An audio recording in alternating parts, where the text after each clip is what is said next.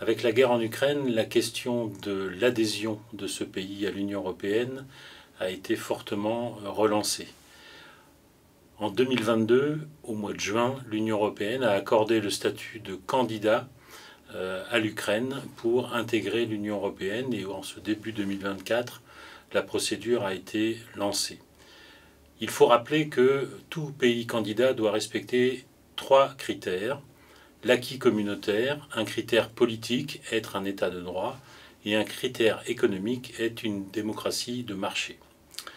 Mais dans le cas de l'Ukraine, la situation est un peu particulière dans la mesure où c'est un grand pays agricole.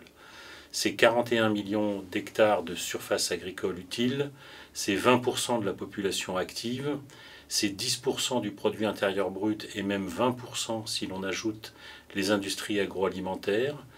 L'agriculture et les produits alimentaires représentent 40% des exportations totales du pays, en tout cas jusqu'à la guerre, et l'excédent commercial agroalimentaire représente à peu près 17 milliards de dollars.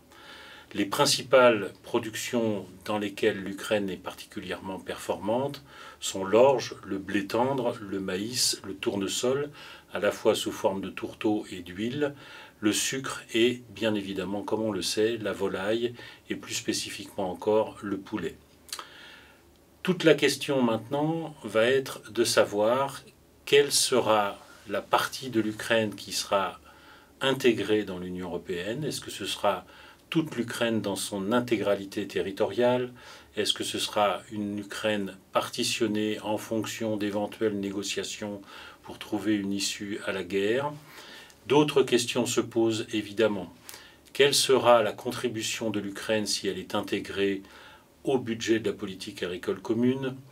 Quels seront les niveaux d'aide accordés à l'Ukraine dans ce même cadre de la politique agricole commune, sachant qu'il y a des surfaces très importantes en Ukraine et que les aides PAC sont souvent des aides à la surface, donc ce qui pose le problème de cette légitimité économique de ces aides.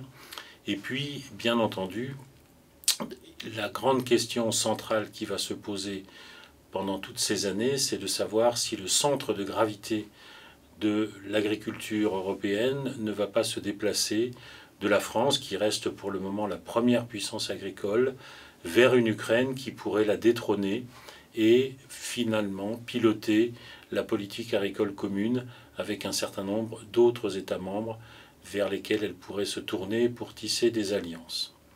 Donc c'est une question importante dans la mesure où l'Ukraine est un grand pays agricole, mais c'est une question qu'il va falloir suivre de très près, même si on sait que les procédures d'adhésion sont souvent très longues.